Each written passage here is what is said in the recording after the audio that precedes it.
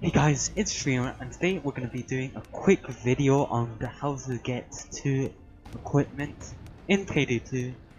So all you need to do is go into your setup and click on your skills. And all you need to do is go on the third tree, which is the technician tree. On your left side is the engineer skill branch, and what you want to do is get third law ace and then jack of all trades ace. If you don't have infinity, however, you might not be able to get this. So let's have this.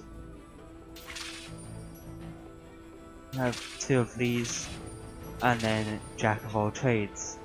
So what does jack of all trades do? First of all, it allows you to deploy things 100% faster, which is helpful. But the main thing is the ace version. Once you ace it, you can press M to toggle between your equipment or your deployables. You can equip 2 deployables or equipment, but it will only have half the amount of stuff. So you're thinking, how is that useful? You only get the same amount. Well,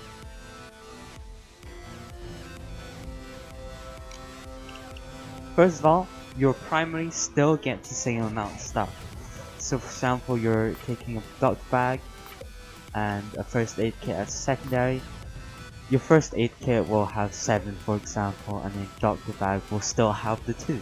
However, this is the most beneficial use is having your ECM jammer as primary and your body bag case as secondary. So what this does, or trip mines and shaped charges as secondary. So what this does is you can, on your self build, you have ECM jammer for, you know, if you're in a tough situation or you have to ECM rush, and then have a body bag case to tidy up any civs, or trip mines and shaped charges blow up any safes. However, it can also be useful if you have some skill points spare to, for example, to carry a doctor bag and an ammo bag. However, it's not recommended because you do need more skill points to make them useful. If you guys found that helpful, make sure to drop a like and subscribe. And comment down below if you have any questions, and I'll see you guys in the next video.